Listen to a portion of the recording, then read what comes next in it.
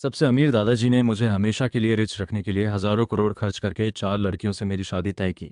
लेकिन मैंने इस अच्छी बात को भी मना कर दिया, क्योंकि पिछले जन्म में दादाजी ने मुझे अकेला न देखकर एक ऑर्फनेज से 4 लड़कियां गोद ली थीं। वो बचपन से मुझे बहुत प्यार करती थीं, लेकिन दादाजी के जाने के बाद वो सब बदल गई, क्योंकि उन्हें उस गरीब लड़के से प्यार हो गया जिसे मैंने स्पॉन्सर किया था। उन्होंने मेरा सब कुछ उस लड़के को दे दिया और मुझे बंद करके उससे माफ़ी मांगने पर मजबूर किया। इसलिए इस जन्म में मैंने सबसे पहला काम यही किया कि मैंने आर्मी फैमिली की लड़की गु निंगशुआंग से शादी के लिए हाँ कर दी। सिविल ऑफिस से निकलते ही दादाजी का कॉल आया। बोले, निंगशुआंग ने प्राइवेटली तुमसे 88 बार गुजारिश की है, ये लड़की तुमसे सच्चा प्यार करती है। गु फैमिली की औरतें एक ही इंसान की होती हैं, इससे शादी करो, दादाजी को चैन मिलेगा।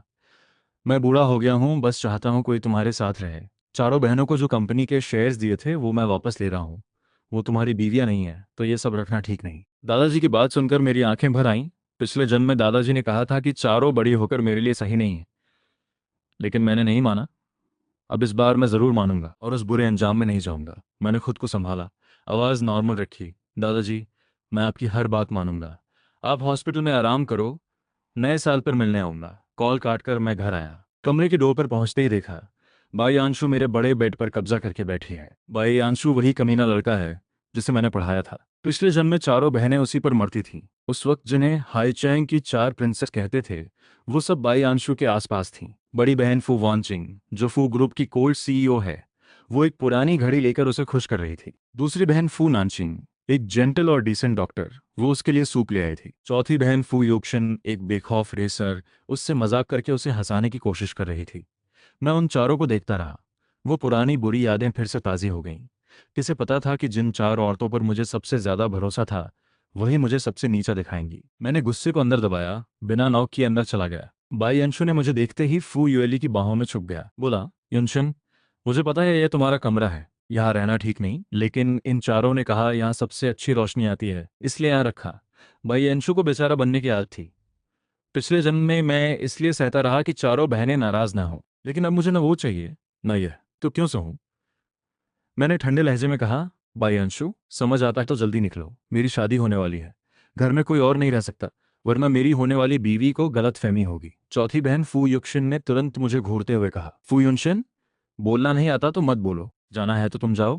दूसरी बहन ने भी नाराजगी से देखा, और यूजुअली चुप रहने वाली बड़ी बहन फू वांचिन ने भी माथा सिकोड़ लिया। मुझे बहुत गुस्सा आया, लेकिन मैंने बिना एक्सप्रेशन के कहा, मैंने तुम चारों से शादी करने को नहीं कहा। चौथी बहन फू यूशिन ने बुक शेल्फ की तरफ इशारा किया। फू यूशिन, नाटक मत करो, हमने जो भी गिफ्ट्स दिए तुमने सब संभाल कर रखे हैं, और कहते हो शादी नहीं करनी, कौन मानेगा? मैंने उस शेल्फ की तरफ देखा। करीब 2 मीटर ऊंची शेल्फ पूरी भरी थी। तीसरी बहन के हाथ से बने ऑर्गेनिक रेन्स, बड़ी बहन की पुरानी पेन, दूसरी बहन की दी हुई ग्लास बॉल, चौथी बहन की पहली रेस ट्रॉफी। कभी इन्हें कितना संभाल कर रखता था, अब उतना ही नफरत करता हूँ। मैं चुपचाप शेल्फ के पास गया, बाकियों के सामने रेस ट्रॉफी उठाई और ठंडे लहजे में बोला, तो देखो मैं तुम्हें शादी से कितना साफ मना करता हूँ, और जोर से फेंक दी। ट्रॉफी टुकड़े टुकड़े हो गई।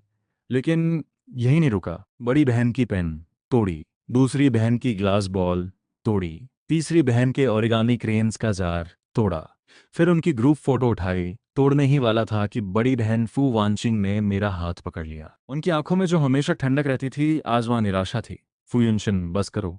उन्होंने फोटो मेरे हाथ से ले ली। बोली, अगर ये कमरा इतना ही पसंद है तो तुम यहीं रहो, भाई अंशु को नीचे वाले कमरे में रख देते हैं। मैं एक कदम पीछे हटा, फिर उनकी तरफ देखते हुए बोला, ये बंगला दादाजी ने मुझे दिया है, मैं कह रहा हूँ भाई अंशु को निकालो, अगर प्रॉब्लम है तो तुम सब भी जा सकती हो। फू वांचिंग का चेहरा फौरन ठंडा पड़ गया।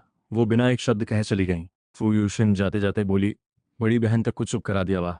दूसरी बहन ने भी ठंडी नजर डाली, कुछ नहीं बोली, अपना मेडिकल बैग लेकर चली गई। लेकिन उन्हें क्या पता, मैं कोई बेवजह का। मैंने सर्वेंट को बुलाकर कहा, इस कमरे का सब कुछ बदल दो, मैं ऊपर वाले कमरे में रहूंगा। उस रात मैं नीचे नहीं उतरा। अगले दिन सुबह लैपटॉप लेकर टेरेस गार्डन पर बैठा था, तभी उस लग्जरी ब्रांड का कॉल आया। सर, आपका ऑर्डर किया हुआ सूट तैयार हो गया है। मैंने ईमेल खोला और सूट की डिज़ाइन देखने लगा। तभी चौथी बहन फू यूक्सन वहां गई। पीछे से दूसरी बहन फू नानचिंग और तीसरी बहन फू यूली भी थीं। तीनों ने लैपटॉप स्क्रीन पर वो सूट देख लिया। फू युक्शिन ने फौरन तंज कसा, इतना नाटक किया, चीजें तोड़ी, और असल में शादी का सूट तैयार है, साफ है हमें ही चाहते थे। मैंने लैपटॉप बंद किया और सीधे बोला, गलत सोच रही हो, तुम सब चैन से भाई अंश की केयर करो, मैंने गू फैमिली से शादी तय कर ली है, उनसे कोई कंपटीशन नहीं। तीसरी बहन फुयोली का चेहरा तुरंत बदल गया। उसने सीरियस होकर कहा, गू फैमिली आर्मी की है, उनके एक हाथ में 10 अमीरों की ताकत है, उनसे मजाक ठीक नहीं। बाद में बड़ी बहन को तुम्हारा मैस क्लीन अप करना पड़ेगा।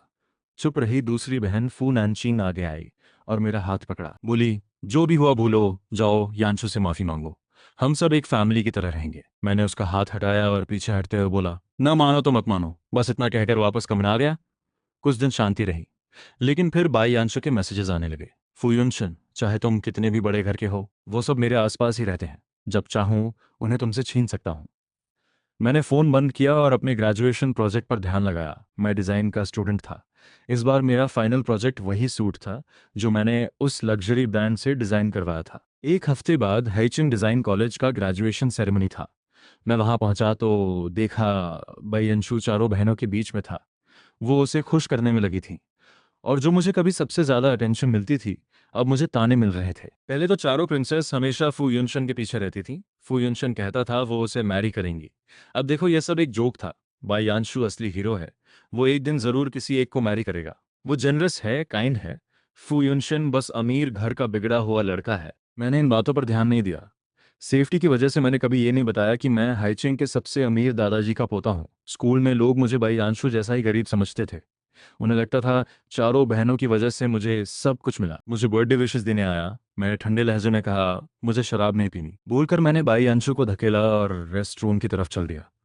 लेकिन अंदर जाते ही एक जानी पहचानी बेचैनी महसूस हुई, जो पेट से ऊपर उठ रही थी। मेरा दिल डूब गया। पिछले जन्म में भी यही हुआ था। मैंने आज कुछ नहीं खाया पिया, फिर भी यही हुआ। मैंने कांपते हाथों से फोन निकाला और 110 डायल किया। पुलिस को सिचुएशन बताते ही रेस्ट रूम का डोर खुला। ऊपर देखा तो पिछले जन्म की तरह चारों बहनें मेरी तरफ आ रही थीं। मैंने डर के साथ कहा, किसने बुलाया तुम्हें? बाहर जाओ। फुयूशन आगे आई और बोली, तुमने ही मैसेज करके बुलाया था। बाकी तीनों भी पास आने लगी। मैं दीवार से लग गया। ड्रग्स की वजह से मेरा चेहरा लाल था। चारों की नजरें अंधेरी हो गईं। कोई पीछे नहीं हटा। सब मुझे घेरने लगी। वो एक दूसरे को देखकर मुस्कुराईं, वही एक्सप्रेशन जो पिछले जन्म में थी। जब मुझे पूरी तरह उम्मीद छूट गई तभी डोर खुला। पुलिस अंदर आई। मुझे उठाया तो मैं बेफिक्र होकर बेहोश हो गया। जब आंख खुली तो हॉस्पिटल में था। चारों बहनें आसपास थीं। बड़ी बहन फू वांचिंग ने पानी देते हुए कहा, उठ गए, अच्छा हुआ, कहीं और तकलीफ तो नहीं? बाकी तीनों ने भी एक दूसरे को देखा और कहा, कोई बात नहीं, ठीक हो गए। वो केयर कर रही थी या बस दिखावा, मुझे परवाह नहीं थी। मैंने पानी का घूंट लिया। तब फू वांचिंग बोली, ठीक हो गए तो खुद ही पुलिस स्टेशन जाकर केस वापस लो। तुम्हें समझदार हो ये तुम्हें पता है। फुनांशिंग ने भी जोड़ा, रेस्ट रूम में कोई कैंडल जल रही थी। पुलिस को लगा भाई अंशु ने किया, लेकिन उसे भी किसी ने फंसाया होगा। मुझे विश्वास है वो तुम्हें हर्ट नहीं करेगा। बाकी दोनों भी यही कहती रहीं। सब चाहती थीं कि मैं भाई अंशु को माफ कर दूं। मैंने ग्लास पकड़ी, गुस्सा दबाया और एक एक लफ्ज दांतों से निकाला, मैं केस वापस नहीं लूंगा। चारों नाराज होकर चली गईं। फिर कोई हॉस्पिटल नहीं आया। 3 दिन मैं अकेला था। खाना भी हॉस्पिटल का प्लेन खाना। एक सुबह मैं मुश्किल से सूप पी रहा था कि डोर खुला। भाई अंशु घुसा, मुस्कुरा रहा था। फुयनशेन, तुम जानते हो मैंने किया, लेकिन क्या कर लोगे? चारों बहनें मुझे प्रोटेक्ट करती हैं। मैंने इग्नोर करना चाहा, लेकिन उसकी उंगली में वो ड्रैगन फीनिक्स सिल्वर रिंग देखी। मैं बिस्तर से उठा और चिल्लाया, वो रिंग किसने दी? उतारो इसे। बयानशु ने हाथ ऊंचा करके दिखाया। मैंने दूसरी बहन से बस यूं ही कहा कि पसंद है। उसने खुद उतार कर दे दी। मैं रिंग छीनने को आगे बढ़ा, लेकिन छू भी नहीं पाया था कि बायांशु जमीन पर गिर गया। अगले पल चौथी बहन फुयुशन अंदर आई और मुझे धकेल कर उसे संभाल लिया। मुझे धक्के से सिर में चोट आई, लेकिन उसने देखा तक नहीं। जो अभी तक शीखी मार रहा था वो बायांशु अब फुयुशन की बाहों में दुबका हुआ था। बोला, सॉरी युशन, रिंग दूसरी बहन ने दी थी, मुझे अच्छी लगी इसलिए पहन ली। फुयुशिन ने रिंग उतारकर मेरी तरफ फेंकी। एक छोटी रिंग के लिए तुमने यांशु पर हाथ उठाया, कितने जालिम हो। मैंने जवाब नहीं दिया। जल्दी से रिंग उठाई और धीरे से साफ की। दरवाजे पर फू नानचिंग भी आई। उसकी हमेशा की स्माइल गायब थी। यह रिंग गंदी दिखती है, इतनी इंपॉर्टेंट है? मैंने तीनों को उसे कहा, बाहर जाओ। फू यूशिन गुस्से से बाई यांशु को लेकर चली गई। फू नानचिंग ने भी ठंडे मुंह से दरवाजा बंद किया। जाने के बाद मैंने डोर लॉक किया। मेरे चेहरे पर कोई दर्द नहीं था। जो मुझे हर्ट कर सकते हैं वो वही होते हैं जिनकी मुझे परवाह हो। अगले दिन हॉस्पिटल से निकला। रास्ते में लोग मुझे घूर रहे थे। मुझे कुछ गड़बड़ लगी। फोन खोला तो देखा, हाइचिंग डिजाइन कॉलेज का हैंडसम स्टूडेंट फू युनशिन ट्रेंडिंग में था। हेडलाइन थी कि मैंने अपने दोस्त बाई यांशु का ग्रेजुएशन प्रोजेक्ट कॉपी किया। मैंने डीप ब्रेथ लिया। ठीक पिछले जन्म की तरह चारों बहनें बाई यांशु के साथ खड़ी थीं। सारे लोग एक ही तरफ थे। मैं बदनाम हो गया था। मैंने फ़ौरन घर जाकर ओरिजिनल स्केचेस निकाले और एक क्लैरिफिकेशन पोस्ट पब्लिश की। पूरा डिज़ाइन प्रोसेस एक्सप्लेन किया, हर एक आइडिया की सोर्स बताई। आखिर में बस एक लाइन लिखी, मैं फू यूनशन हूँ, मैं कभी कॉपी नहीं करता। ये पोस्ट वायरल होने लगी, लेकिन 3 मिनट बाद अचानक वीबो क्रैश हो गया और मेरी पोस्ट गायब हो गई। तभी बड़ी बहन फू वॉन्चिंग का कॉल आया, यूनशन, ये कॉपी वाला मैटर यहीं ख़त्म करो। यानशु की हेल्थ ठीक नहीं है, मैं नहीं चाहती वो परेशान हो। फ़ोन पर उनकी आवाज़ बिल्कुल कैजुअल थी, जैसे ये कोई बड़ी बात ही ना हो। मैंने हाथ भींचे और काम होकर पूछा, मतलब तुमने मेरी पोस्ट डिलीट करवाई और ट्रेंडिंग हटवाया? तुम ट्रेंडिंग क्यों हटवा रहे हो? भाई अंशु ने मेरा काम कॉपी किया, सज़ा मुझे क्यों मिले? फुवानचिंग ने फ्लैट आवाज़ में कहा। तुम्हें पैसों की कमी नहीं? लोग थोड़े दिन में भूल जाएंगे। मुझे हंसी आ गई। ये पैसों का मामला नहीं है। एक डिज़ाइनर जिस पर कॉपी का लेबल लग जाए वो इंडस्ट्री में कैसे टिकेगा? लेकिन उधर से जवाब आया, तुम रिच फैमिली के हो। मैंने अपने ऑफिशियल अकाउंट से ओरिजिनल स्केचेस पोस्ट किए, साथ में 3 महीने पहले उस लग्जरी ब्रांड के साथ हुई ऑफिशियल कॉन्वर्सेशन का रिकॉर्ड भी लगाया। वो ब्रांड वर्ल्ड वाइड का सबसे ट्रस्टेड डिज़ाइन ब्रांड है। वो किसी के लिए फेक प्रूफ नहीं बनाते। पोस्ट वायरल हो गई, भाई यांशु की सच्चाई सामने आ गई। लोग उसके पेज पर टूट पड़े। दादाजी का वेरीफाइड अकाउंट था, कोई पोस्ट हटा नहीं सकता था। आधे घंटे में ही चारों बहनें घर आ गईं। तीसरी बहन फू युएली आगे आई और नरमी से बोली, युनशन, गुस्सा निकाल लिया, अब पोस्ट डिलीट कर दो। मैंने चारों को देखा, अब सब सक्सेसफुल हैं, शायद भूल गई हैं ये सब कहाँ से आया। मुझे याद दिलाना ज़रूरी लगा। अब याद आई मेरी, जब मुझ पर कॉपी का इल्ज़ाम था तब तुम कहाँ थीं? तुम सब बाई आंशु का साथ दे रही थीं। दादाजी ने तुम्हें इसलिए पाला था कि मेरा ख्याल रखो। तुमने मेरा ख्याल रखना तो दूर, बार बार मुझे ही हर्ट किया। क्या मैं पोस्ट डिलीट करूंगा? दादाजी का नाम सुनकर चारों का चेहरा अंधेरा पड़ गया। फुयूशन चिल्लाई, तुम बस यही चाहते थे कि हम तुम्हारे साथ रहें। ठीक है, शादी कर लेते हैं। मैंने उसकी बात पर ठंडी हंसी दी। जरूरत नहीं, अब मुझे तुमसे शादी नहीं करनी। शायद उन्हें उम्मीद नहीं थी। चारों का चेहरा और भी बिगड़ गया। फू युएली ने माथा मला और दोबारा समझाया, तुम थोड़ा समझदारी दिखाओ, हम चारों में से जो चाहो वो हाँ कर देगी, बस पोस्ट डिलीट करो। फू वानशिंग भी पास आई और धीरे से बोली, पोस्ट हटाओ, अगले हफ्ते शादी कर लेते हैं। मैंने साफ मना किया, मेरी बीवी आ चुकी है, वो है गू निंगजंग। वो मुझसे प्यार करती है, उसने मुझसे 88 बार प्रपोज किया है। ये सुनकर चारों ने एक दूसरे को देखा। साफ था किसी को यकीन नहीं था। फुयूशिन ने नाक चढ़ाते हुए कहा, गू निंगशुंग तो फेमस है, उनकी आर्मी फैमिली बहुत रूल्स फॉलो करती है। मैं तुम्हें नीचा नहीं दिखाना चाहती, लेकिन सच ये है कि उन्हें तो हजार हजार जैसा कोई चाहिए था। तुम जैसे जिद्दी और मनमाने बड़े साहबजादे नहीं। मैंने एक नज़र में देखा, बाकी तीनों ने भी फुरेन की बात मान ली। मैं अभी मना करने ही वाला था, तभी बाहर से बाई यानशु भागती हुई अंदर आई और बार बार मेरे सामने माथा टेकने लगी। बोली, यून शेंग, मुझे सच में नहीं पता था कि वो तुम्हारा ग्रेजुएशन डिज़ाइन था। मैंने बस चौथी दीदी के पास वो ड्राफ्ट देखा था, उससे आइडिया लेकर मैंने उसे यूज़ किया। मुझे माफ़ कर दो एक बार के लिए, मैं गांव की गरीब लड़की हूँ, बड़ी मुश्किल से यहाँ तक पहुँची हूँ। अगर नाम खराब हो गया तो मेरी पूरी ज़िंदगी बर्बाद हो जाएगी। चारों उसे ज़मीन पर माफ़ी मांगते देख बहुत दुखी हो गए, लेकिन मैं शुरू से आखिर तक बस चौथी दीदी फुयूशन को ठंडी नज़र से देखता रहा। फुयूशन सबसे पहले बर्दाश्त नहीं कर पाई और रुखे चेहरे के साथ आगे बढ़कर भाई यानशु को उठाया। फिर मुझे एक नज़र घुमाकर बोली, उससे मत मांगो, अगर तुम्हारी रेपुटेशन बर्बाद हुई तो मैं तुम्हें ज़िंदगी भर संभालूंगी। मैंने फू यू शिन की बात पर कोई ध्यान नहीं दिया। पास खड़ी फू वान किन ने भी ठंडे लहजे में कहा, तुम्हें सच में बहुत बिगाड़ दिया गया है। मैं बस हंसा, मैं सबसे अमीर आदमी का पोता हूँ, घर का इकलौता वारिस, थोड़ा मनमाना हूँ तो क्या हुआ? बड़ी दीदी, तुम्हें इतनी तकलीफ है मुझसे? क्या बाई आन शू का अनाथ होना तुम्हें उस पर तरस खाने पर मजबूर करता है? वो बिना जवाब के पलट कर चली गई। बाकी सब भी एक एक करके चले गए। मैं उनकी पीठ देखता रहा और मन ही मन मुस्कुराकर सोचा, अब इन सब की परवाह करना छोड़ता हूँ। वैसे भी मेरी और गूनिंग शुआंग की शादी नज़दीक आ रही है, मुझे उसके लिए कोई अच्छा गिफ्ट ढूंढना चाहिए। नेकलेस दूँ, रिंग दूँ, ईयरिंग्स दूँ या ब्रोच। मैं बड़े बड़े लग्जरी ब्रांड्स में घूमता रहा सुबह से शाम तक। जब पसंद आया तब पेमेंट करने ही वाला था कि बाई यानशु का मैसेज आया। लिखा था, यून शेंग, तुमने वीवो पोस्ट नहीं हटाया तो क्या हुआ? और साथ में एक शादी के कार्ड की फोटो भेजी। उस वेडिंग कार्ड पर एक दूल्हा और एक दुल्हन का नाम था। मैंने सीधे फ्रेंड सर्कल खोला, बाई यानशु ने वो कार्ड वहां भी लगाया हुआ था।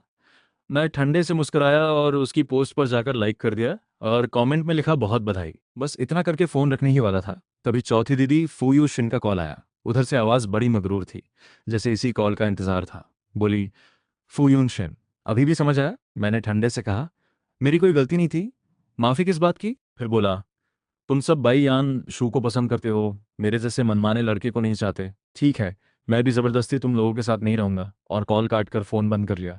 रात चैन से सोया। अगले दिन सुबह फोन की घंटी ने नींद तोड़ी। दादा का कॉल था। बोले यून शेन, इंटरनेट पर जो हुआ सब देख लिया मैंने। इतने साल में मुझे नहीं पता था कि मैंने 4 नमक हराम पाले हैं। फिर बोले मैं अभी ऑर्डर दे रहा हूँ, उन चारों की सारी प्रिविलेजेस वापस ले ली जाएंगी। फोन पर भी दादा का गुस्सा साफ महसूस हो रहा था। मुझे डर था कहीं उनकी तबीयत ना बिगड़ जाए, इसलिए धीरे से बोला, दादा आप गुस्सा मत होइए, मुझे अब उनकी परवाह नहीं, और मेरे पास गु निंग शुआंग है। आपने खुद कहा था ना वो मेरे साथ रहेगी। दादा का मिजाज थोड़ा ठीक हुआ। बोले तुम्हारी और गु निंग शुआंग की शादी 1 हफ्ते बाद होगी, नए साल की शाम को। कॉल खत्म होते ही प्रॉपर्टी एजेंट का मैसेज आया, फू साहब घर बहुत अच्छे दाम पर बिक गया है, नए साल वाले दिन बायर आकर कीज ले जाएगा। मेरे होठों पर हल्की मुस्कान आ गई।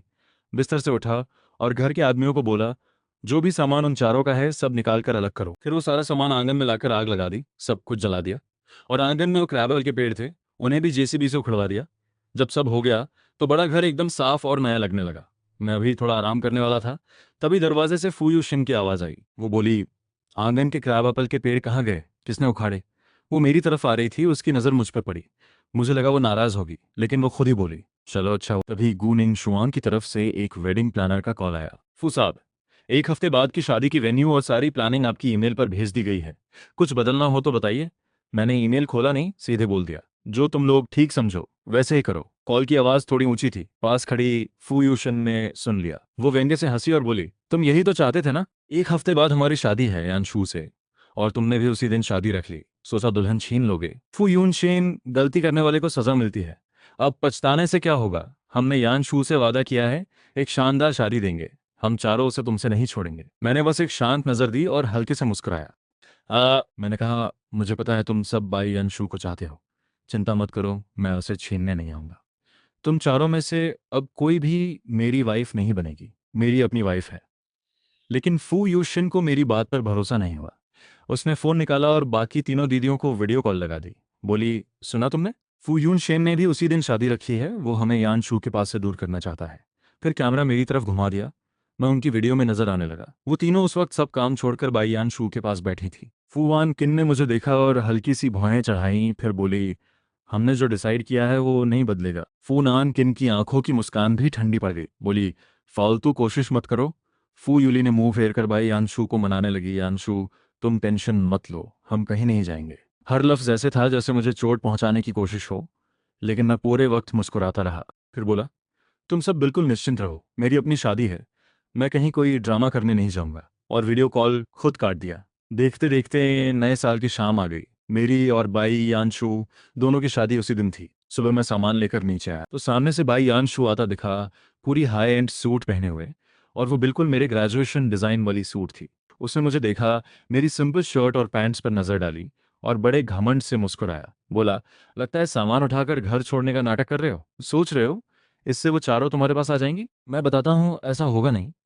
मुझे उसे कुछ बोलने की जरूरत भी नहीं लगी, बस ठंडे से कहा, खुश रहो, तुम पांचों एक दूसरे के साथ जिंदगी भर रहो, बस मेरी जिंदगी में मत आना। और सामान उठाकर आंग से बाहर निकल गया। जैसे ही बाहर आया, चारों दीदियां सामने खड़ी थीं, शादी की ड्रेस पहने हुए। उन्होंने मेरे हाथ में सूटकेस देखा और एक पल के लिए सब रुक गई। चारों ने एक दूसरे को देखा, आंखों में हल्की घबराहट थी। फिर एक साथ पूछा, कहाँ जा रहे हो? मैंने शांति से कहा, अपनी शादी में। ये सुनते ही चारों की जान में जान आई। उनके चेहरे पर रिलीफ था, जैसे उन्हें यकीन हो गया कि मैं बस अटेंशन लेने का नाटक कर रहा हूँ। फू वान किन आगे आई और बोली, बस यानशू के साथ शांति से रहना, उसे तंग मत करना। हम चारों अरेंज के साथ वादा निभाएंगी और तुमसे शादी भी करेंगी। बाकी तीनों ने भी हाँ में हाँ मिलाई। हाँ, बस यानशू को एक्सेप्ट करो, हम सब मिलकर खुश रहेंगे। मैं बस मुस्कुराया। बोला, मैं पहले ही साफ कह चुका हूँ, आज से मेरी हर बात। चारों मुझे मना नहीं पाई तो उन्होंने छोड़ दिया और बड़े लाड़ प्यार से भाई यानशू को लेकर वेडिंग कार में बैठाया।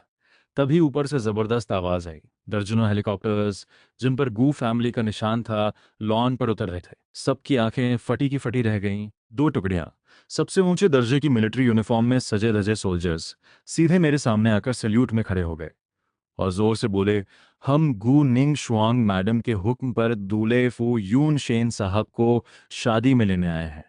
उन दर्जनों गू फैमिली के हेलीकॉप्टर्स और सोल्जर्स ने सबको हैरान कर दिया। जैसे ही हेलीकॉप्टर्स ऊपर उड़ने लगे, चारों दीदियों के चेहरे पर घबराहट साफ दिखने लगी।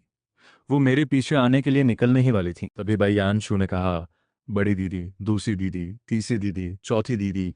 यून शेन ने तुम लोगों को मेरे पास से दूर करने के लिए इतना बड़ा ड्रामा किया। जरूर बहुत पैसे देकर एक्टर्स रखे होंगे। जो चारों निकलने वाली थीं वो रुक गईं। फिर भी मन में थोड़ा शक था, क्योंकि गू फैमिली के नाम पर मजाक करना आसान नहीं है। भाई यान शू ने आगे कहा, मेरे जैसी साधारण लड़की भी जानती है कि गू फैमिली के साथ मजाक नहीं होता। यून शेन ने एक्टर्स रखे होंगे, और अगर सच में गू फैमिली नाराज हो गई तो उसके पास तो फू फैमिली है। लेकिन मेरा क्या होगा? वो बस हमारी शादी बर्बाद करके मुझे पूरे शहर में हंसी का पात्र बनाना चाहता है। चारों का मन का शक जाता रहा। सबने भौहें सिकोड़ लीं। फू यू शिन ने थोड़े गुस्से से कहा, फू यून शेन ने लगभग हमें बेवकूफ बना दिया था। इसकी नीयत कितनी बुरी है। बाई यान शू ने उदास चेहरा बनाया, तुम लोगों के अलावा मेरा कोई नहीं। यून शेन जैसा नहीं हूं मैं, जिसके पास फू फैमिली है जो कुछ भी कर सके। मेरा हर कदम मुश्किल से आया है। अगर तुम लोग साथ न हो तो मुझे नहीं पता मैं कैसे जीऊंगी। चारों उसकी हालत देखकर बहुत दुखी हुई और उसे तसल्ली देने लगी। फिर वो बाई यान शू को प्यार से मनाते हुए वेडिंग कार में बैठ गईं। बाई यान शू की मुस्कान वापस आ गई। फू यूशिन ने उसे खुश करते हुए कहा, आज तुम पूरे शहर में सबसे खुशनसीब दूल्हे होगे। लाइव स्ट्रीम में व्यूअर्स बढ़ते जा रहे थे। कमेंट्स तेजी से आ रहे थे। किसी ने लिखा, ये गरीब बच्चा है पर दिमाग शार्प है, 4 लड़कियों को घुमाता है। किसी ने लिखा, फू यून शेन अगर सच में बड़े घर का लड़का है तो ये 4 प्रिंसेस असल में कौन है? और लोगों ने यह भी लिखा, फू यून शेन जैसे अच्छे लड़के को छोड़कर इस कॉपी पेस्ट करने वाले के पीछे जाना कहाँ की समझदारी है। कार में बाई यान शू को लगा था सब तारीफ करेंगे, लेकिन कमेंट्स में 10 में से 9 उसे ही बुरा कह रहे थे। उसका चेहरा तुरंत बदल गया। पास बैठी फू यूली ने देखा और झट से उसकी आंखें ढक ली। बोली, इन नेगेटिव कमेंट्स को मत देखो, आज सिर्फ खुश रहो। फू वानकिन ने सीधे कैमरामैन को इशारा किया, लाइव बंद करो। वो स्क्रीन ऑफ करने ही वाली थी, तभी एक कमेंट दिखा। लिखा था, वो एक्टिंग नहीं थी, गू फैमिली के हेलीकॉप्टर्स थे और सोल्जर्स ने सबसे ऊंचे दर्जे की मिलिट्री यूनिफॉर्म पहनी थी। भला कोई उनके साथ मजाक में शामिल होगा? फुयूली का चेहरा एकदम खिंच गया। उसने बाकी तीनों की तरफ देखा। साफ था सबने वो कमेंट पढ़ लिया था। कार में सबके मुंह बंद हो गए। दरअसल इस 1 महीने में मैंने उनसे बहुत दूरी बना ली थी। पहले अगर उन्हें कोई बात बुरी लगती थी तो मैं खुद जाकर माफ़ी मांगता था, उन्हें मनाता था, जो चाहते वो करता था। लेकिन इस बार मैं ना खुद गया ना मैसेज किया। फुयूशिन को कुछ गड़बड़ लगा। उसने थोड़ा घबरा कर कहा, बड़ी दीदी, वो हेलीकॉप्टर्स असली तो नहीं थे। उसकी बात अभी पूरी भी नहीं हुई थी, तभी भाई यान शू ने देखा नहीं था। उसने जान बनकर पूछा, वो हेलीकॉप्टर्स की क्या बात है? फू यू शिन ने झट से कहा, कुछ नहीं कुछ नहीं। यानशु, सुबह से तुम बहुत थक गए हो, थोड़ा आराम करो, वेडिंग में अभी बहुत कुछ बाकी है। भाई यानशु को साफ था कि कुछ छुपाया जा रहा है, लेकिन उसने खुद ही कह दिया, मैंने कल रात सुना था यूनशेन दादा से फोन पर बात कर रहा था। हेलीकॉप्टर्स दादा ने भेजे थे और यूनशेन ने मुझे धमकी दी थी कि तुम लोगों को मत बताना वरना मुझे घर से निकलवा देगा। फुयूशिन ने सुनते ही कहा, अरे हाँ, मुझे भी लग रहा था गू फैमिली भला उसके साथ नाटक में क्यों जाएगी। तो दादा ने भेजे थे ना, यही तो उनकी पुरानी आदत है। हर बार ड्रामा करो, सबको अपने पीछे घुमाओ। यानशु, तुम टेंशन मत लो।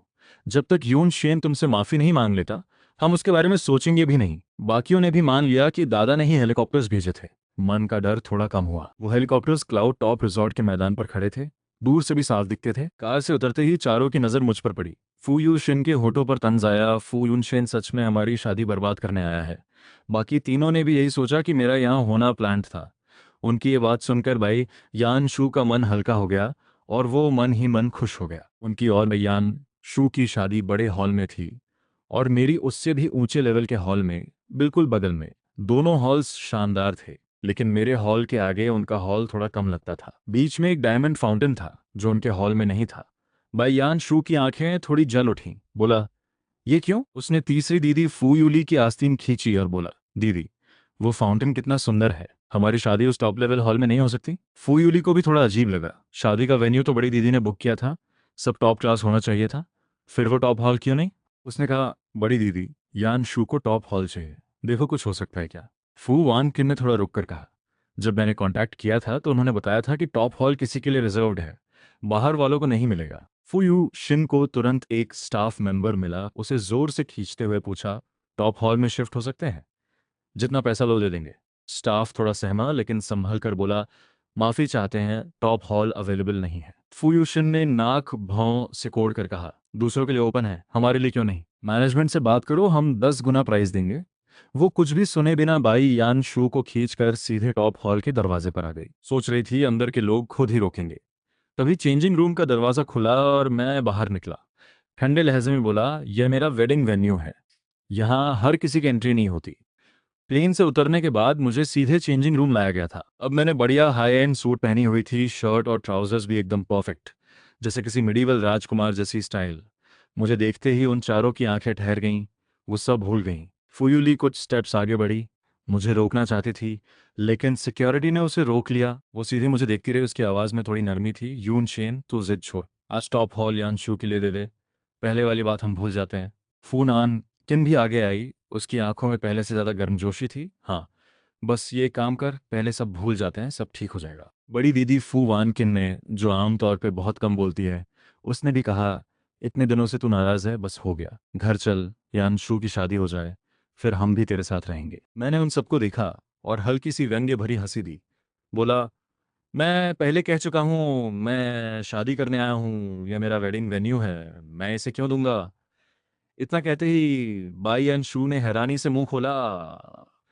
यूनशेन, तुम कह रहे हो शादी करने आए हो, तो दुल्हन कहाँ है? अकेले भी कोई शादी करता है क्या, या तुम सच में हमारी शादी में ड्रामा करने आए हो? उसकी बात सुनकर मुझे सच में झल्लाहट हो आई। बोला, मेरी वाइफ है, कितनी बार बोलूं, तुम पांचों अपना काम करो, मेरे पास मत आना, मेरी वाइफ देख लेगी तो गलतफहमी हो जाएगी। भाई अंशु ने इधर उधर नजर दौड़ाई और पूछा, तुम इतनी देर से कह रहे हो, पर तुम्हारी वाइफ दिखती क्यों नहीं? चारों दीदियों ने भी इधर उधर देखा, सच में कोई दुल्हन नजर नहीं आई। उन्हें यकीन हो गया कि मैं बस ड्रामा कर रहा हूँ। फू वान किन ने घड़ी देखी और थोड़े सख्त लहजे में बोली, यून शेन, जिद छोड़ो, ये टॉप हॉल हमें दे दो, मैं तुम्हें वापस घर पहुंचवा देती हूँ। मैंने सीधे कहा, मुझे किसी के साथ कोई नाटक नहीं करना, और सिक्योरिटी को ऑर्डर दे दिया, इन पांचों को आज हॉल में नहीं घुसने दिया जाए, जो भी है बाहर करो। सिक्योरिटी ने तुरंत काम शुरू किया। जी बड़े साहब। फू यूशन का गुस्सा सातवें आसमान पर पहुंच गया। बोली, गू फैमिली जैसे मिलिट्री घराने वाले तुम पे कभी नजर नहीं डालेंगे, तुम यहां से जाओ, हमें यान शू की शादी में देर मत करवाओ। बात पूरी भी नहीं हुई थी कि एक औरत आई। उसके चेहरे के नैन नक्श बेहद खूबसूरत थे, आंखें ठंडी और गहरी, पूरा रंग ढंग बेहद शांत और शाही। उसने कई लेयर्स की हल्की ब्राइडल ड्रेस पहनी हुई थी, नीचे से बर्फ जैसी वाइट स्किन झलक रही थी। पूरा लुक ऐसा था जैसे कोई परी जमीन पर उतर आई हो। सिर पर एक पुराने जमाने का एंटीक क्राउन था, जो उसे और भी रानियों जैसा बना रहा था। वो चारों दीदियों और बाई यान शू को पार करते हुए सीधे मेरे पास आई। मुझे प्यार से देखते हुए बोली, माफ करना, थोड़ी देर हो गई, एक जरूरी काम आ गया था, पहले निपटाना पड़ा, फिर यहाँ भागी। मैंने ऊपर देखा, उसके माथे पर हल्के पसीने की बूंदें थी, साफ था कि वो बिना रुके दौड़ कर आई थी। मैं खुद ब खुद उसका पसीना पोंछने को हाथ उठाने लगा।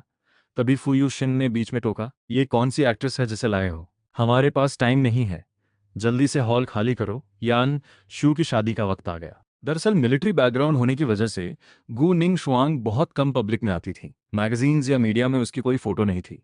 और इससे पहले गू निंग शुआंग ने मुझसे हमेशा प्राइवेट में बात की थी, तो यहाँ के लोगों का उसे ना पहचानना बिल्कुल नॉर्मल था। बाई यान शू को लगा मैं जानबूझकर उनका वक्त बर्बाद कर रहा हूँ। वो फिर दुखी चेहरा बनाकर बोला, अब सबको पता चल जाएगा और मैं पूरे शहर में हंसी का पात्र बन जाऊंगा, फिर मैं यहाँ रह भी नहीं पाऊंगा, गांव वापस जाना पड़ेगा। भाई अंशु ने ये कहा और बड़ा उदास चेहरा बना लिया।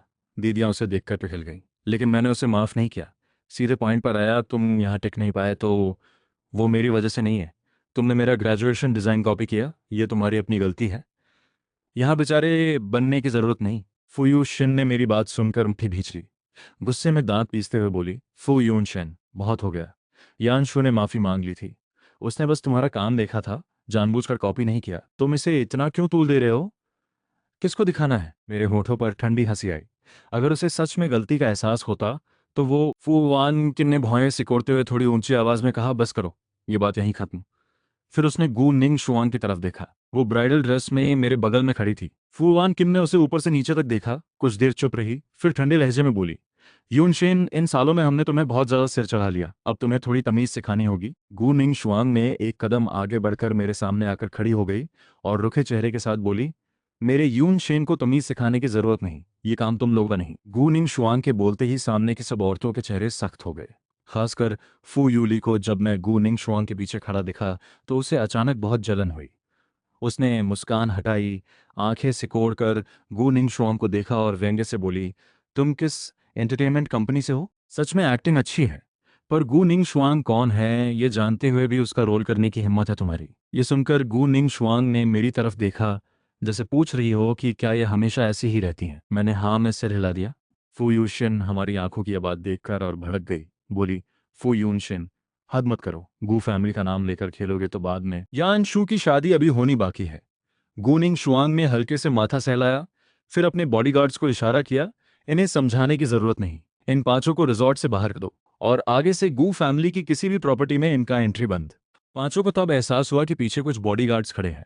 फू यू शिन अभी कुछ और बोलने वाली थी, फू वान किन ने उसे डंक दिया, चुप रहो। फू वान किन ने ऊपर देखा और गू निंग शुआंग से नजरें मिलाई। उन गहरी आंखों और पूरे एटीट्यूड ने बता दिया कि यह औरत सच में गू निंग शुआंग हो सकती है। बॉडीगार्ड्स के हाथ उठने से पहले ही उसने थोड़ा झुककर कहा, ठीक है, हम टॉप हॉल नहीं चाहते, हम अपने पुराने हॉल में चले जाते हैं। लेकिन शहर में हमारी भी पोजीशन है और दोनों फैमिलीज का एक दूसरे से पुराना रिश्ता है। बहुत ज्यादा बिगड़े ये ठीक नहीं। लेकिन गू निंग शुआंग ने उसकी एक नहीं सुनी। ठंडे लहजे में बोली, अगर मुझे सही याद है तो तुम लोगों को दाद ने गोद लिया था।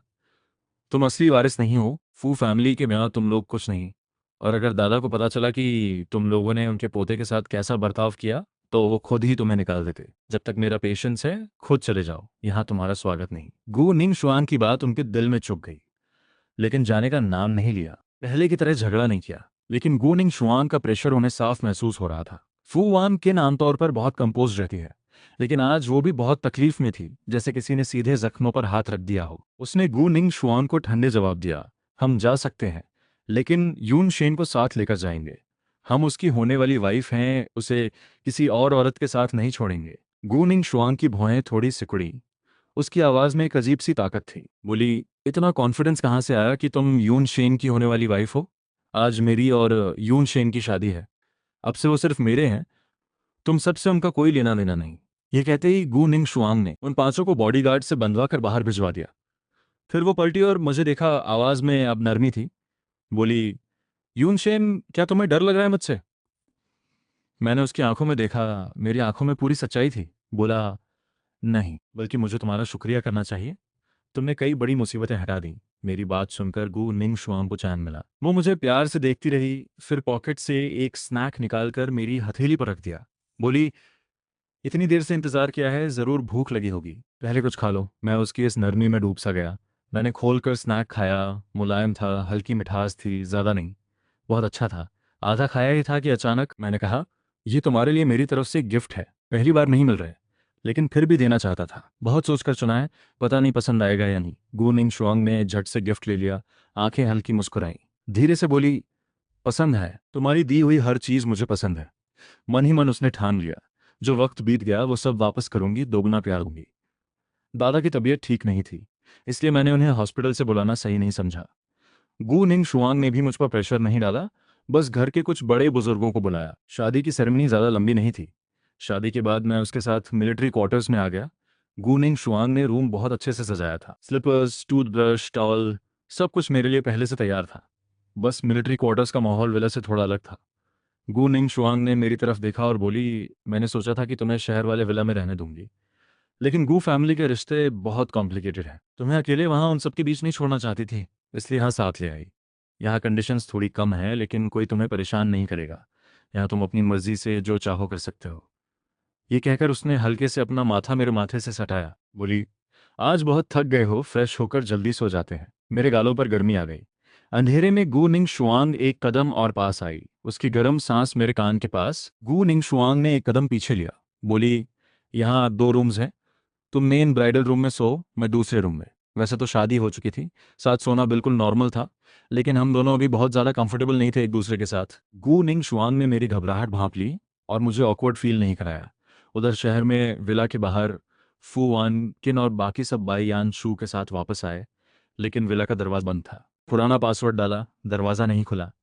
फू वान किन ने तुरंत असिस्टेंट को कॉल किया, कहा, लो देखो क्या हुआ है। असिस्टेंट ने थोड़ी देर चुप रहकर जवाब दिया, बड़ी दीदी, यह विला सेकेंड हैंड मार्केट पर बिक्री के लिए लिस्टेड है, मैं लिंक भेज रहा हूँ, देखे। ये सुनते ही फू वान किन का चेहरा काला पड़ गया। उसने लिंक खोला, वो विला जहां वो सब रहती थी उसी का लिस्टिंग था। फूनान किन को कुछ गड़बड़ लगी, पास आकर बोली, बड़ी दीदी क्या हुआ? फूवान किन ने भौएं सिकोड़ते हुए कहा, यून शेन ने इस विला को सेकेंड हैंड मार्केट पर डाल दिया है। ये सुनते ही सबके मन में एक झटका लगा, मैं इतना बड़ा कदम उठा लूंगा, ये किसी ने नहीं सोचा था। उन चारों ने आपस में वादा किया था कि चाहे मैं किसी को भी चुनूं, उनकी आपसी दोस्ती पर कोई असर नहीं पड़ेगा।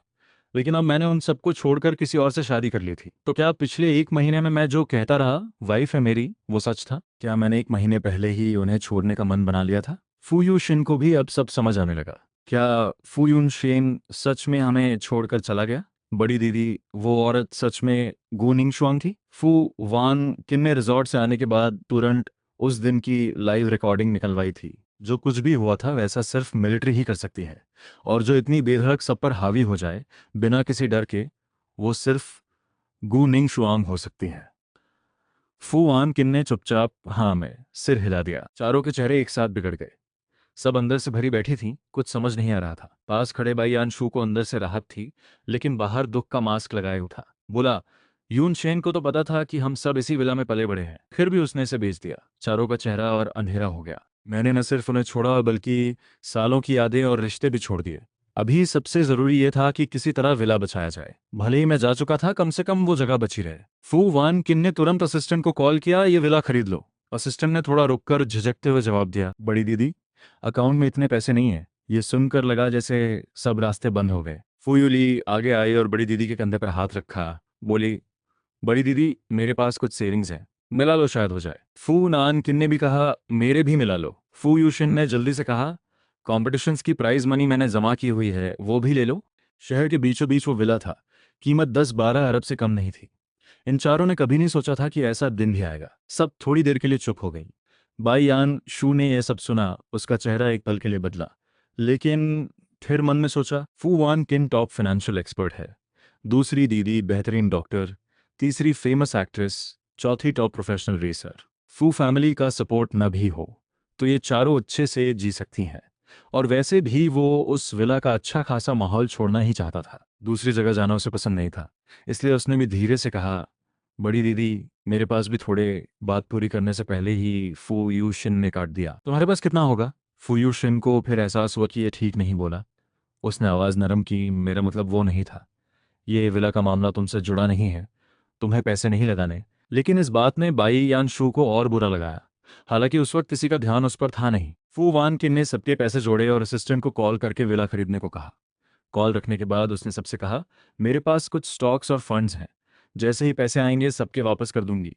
फू नान किन ने तुरंत कहा, बड़ी दीदी, हम सब ठीक है, तुम्हारी इन्वेस्टमेंट को रश मत करो, वो पैसे वहीं रहने दो, जरूरत होगी तो मांग लेंगे। बाकी दोनों ने भी हाँ मिलाई, हाँ बड़ी दीदी, बस विला वापस आ जाए, यही काफ़ी है, यह हमारा घर है।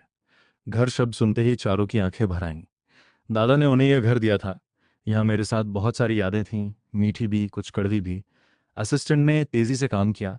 10 मिनट में ट्रांजैक्शन हो गया। नया पासवर्ड आया, दरवाज़ा खुला।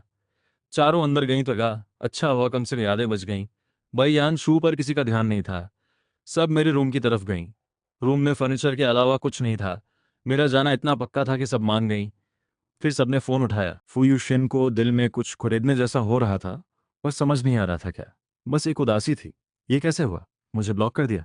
इतने साल की दोस्ती कोई मायने नहीं रखती। दूसरी दीदी फ़ोन में हमारी चैट देख रही थी। 1 महीने से हमारी कोई बात नहीं हुई थी। उससे पहले की सारी मैसेजेस मेरी माफिया थीं, और उसके जवाब हमेशा एक ही होते थे, जो भी है भाई यान शू को दे दो। वो अचानक थकी हुई सी बिस्तर पर बैठ गई। धीरे से बोली, क्या हम सब ने गलती की? जब से यान शू आया हम उसे सब कुछ देते गए, यून शेन की चीजें भी, जो असल में उसी की थीं। कुछ चीजें जाने के बाद ही समझ आती हैं। चारों अपनी अपनी चैट हिस्ट्री देख रही थीं और एहसास हो रहा था कि मेरे साथ कितना बुरा हुआ। तभी भाई यानशु आया, धीरे से बोला, तीसरी दीदी, रूम बहुत सूना लग रहा है, मुझे डर लग रहा है। फुयूली ने उसे देखा। पहले वाली वो ममता अब उसकी आंखों में नहीं थी। रूखे लहजे में बोली, डर लग रहा है तो लाइट जला लो, मुझसे क्या करवाना है? बाई यानशु ये सुनकर वहीं ठिठक गया। चारों ने देखा और आखिरकार दिल नहीं माना। फुयूशन उठी और बोली, चलो मैं साथ चलती हूँ। रात भर किसी की आंख नहीं लगी। सब सोचती रहीं किसी तरह मुझे वापस लाना है। मेरे जाने के बाद घर बहुत खाली लग रहा था। इस घर में हमारी बहुत सारी यादें थीं। 10 साल की उम्र से लेकर मेरे ग्रेजुएशन तक, मीठे पल भी कुछ दुखद भी, सब एक साथ याद आ रहे थे। मेरी नींद बहुत अच्छी रही। दोबारा जन्म लेने के बाद से ये सबसे अच्छी नींद थी। गु निन शुआंग ने उन लोगों से छुटकारा दिलाया था, और रात को कोई बुरा सपना भी नहीं आया। जब आंख खुली तो दोपहर होने वाली थी। गु निन शुआंग लंच ब्रेक में खाना लेकर आई। प्यार से बोली, कैफेटेरिया का खाना बहुत ब्लैंड होता है, मुझे डर था तुम्हें पसंद नहीं आएगा, इसलिए किसी से बनवा कर लाई स्पाइसी चिकन और पानी में उबला हुआ मटन। चखो ज़रा। मुझे सुबह से ही खुशबू आ रही थी। बचपन से मुझे तीखा खाना बहुत पसंद था, ये दोनों डिशेस बिल्कुल मेरे टेस्ट की थी। मुझे खाते देख गू निंग शुआन के चेहरे पर हल्की मुस्कान आ गई। उसने मुझे पानी का गिलास दिया और बोली, आज दोपहर मेरी छुट्टी है, चलते हैं दादा से मिलने गू फैमिली के नर्सिंग होम में। मैंने हाँ कर दी। पिछले जन्म में फू वान किन और बाकियों ने मुझे कैद कर लिया था। दादा के जाने से पहले मैं उनसे मिल भी नहीं पाया था। ये मेरे दिल का सबसे बड़ा दर्द था। बाहर निकले तो गू निंग शुआन का नरम हाथ मेरे हाथ में आ गया। हम दोनों आराम से चलते रहे। रास्ते में पेड़ों की कतार थी। नर्सिंग होम ज्यादा दूर नहीं था, लेकिन लगा जैसे बहुत देर से चल रहे हैं। दिल बहुत जोर से धड़क रहा था। जैसे ही दादा पर नजर पड़ी, दादा मुझे आपकी बहुत याद आई। दादा हॉस्पिटल बेड पर भी बड़े रौबदार लगते थे, लेकिन मेरी ये भरी हुई आवाज सुनकर उनका दिल पिघल गया। उन्होंने मेरी पीठ थपथपाई और बोले, अरे इतना बड़ा हो गया है फिर भी दादा से चिपका रहता है। निन शुआंग देख रही है। मैं मन महसूस कर उठा। गू निन शुआंग तुरंत आगे आई, मेरा हाथ थामा और मुस्कुराते हुए बोली, दादा, यून शेन बस आपसे बहुत प्यार करते हैं। गू निंग शुआंग को मेरे पास देखकर दादा के चेहरे पर खुशी आ गई। बोले, तुम दोनों अब अक्सर मिलते रहोगे। अगर निंग शुआंग ने तुम्हें कभी तंग किया तो दादा को बताना, मैं खुद देख लूंगा। गू निंग शुआंग ने मेरी तरफ देखा। उसकी आंखों में प्यारी सी मुस्कान थी। बोली, दादा, आप निश्चिंत रहें, मैं कभी नहीं। दादा ने बिस्तर पर सिर हिलाते हुए हाँ कहा। गू निंग शुआंग को बहू के रूप में देखकर वो बहुत खुश थे। मुझे कुछ याद आया। मैं एक कदम आगे बढ़ा और पूछा, दादा, आजकल आपके हार्ट में कोई तकलीफ तो नहीं? उन्होंने सिर हिलाया। नहीं, हार्ट में तो कोई प्रॉब्लम नहीं। मैं रिहैबिलिटेशन वार्ड में हूँ, बस पुरानी इंजरीज हैं। हार्ट बिल्कुल ठीक है। फिर भी मैंने उनका चेकअप करवाया, रिपोर्ट लेकर देखी, दादा का हार्ट एकदम नॉर्मल था। मुझे अजीब लगा, अगर दादा का हार्ट ठीक था तो पिछले जन्म में हार्ट अटैक से अचानक कैसे गए? खैर, उन चारों दीदियों ने एक हफ्ते से मुझे ढूंढना बंद नहीं किया था, जैसे मैं अचानक गायब हो गया हो। वो पागलों की तरह पिछले एक महीने की मेरी हर बात याद करती रहीं। जो एक चीज उन्हें मिली वो बस ये थी कि मैंने कहा था, मेरी वाइफ है गो निंग शुआंग। पहले हर नए साल पर हम साथ मनाते थे, अब मेरे बिना चारों बिल्कुल बुझी हुई थी। बयान शू ने मन लगाकर खुद डम्पलिंग बनाए उनके लिए, लेकिन किसी ने देखा तक नहीं। फू नान किन ये माहौल बर्दाश्त नहीं कर पाई। उसे याद आया कि एक बार मैं कुछ दिन हॉस्पिटल में था। वहां के प्राइवेट वार्ड में सीसीटीवी होता है, शायद कुछ क्लू मिले। भाई यानशु पहले से उदास था और अब सब उसे नजरअंदाज कर रहे थे। उसने कहा, बड़ी दीदी, तीसरी दीदी, चौथी दीदी, ये डंपलिंग मैंने खुद बनाए हैं, थोड़े तो खाओ। पहले ये सुनते ही तीनों दौड़ कर आ जाती, लेकिन अब बस एक अजीब सी चिड़चिड़ाहट थी। फू वान किन ने उसकी तरफ देखा भी नहीं, ठंडे से बोली, मैं भी हॉस्पिटल जाती हूँ, सीसीटीवी देखना है। बाकी सब भी उसके पीछे चल दिए।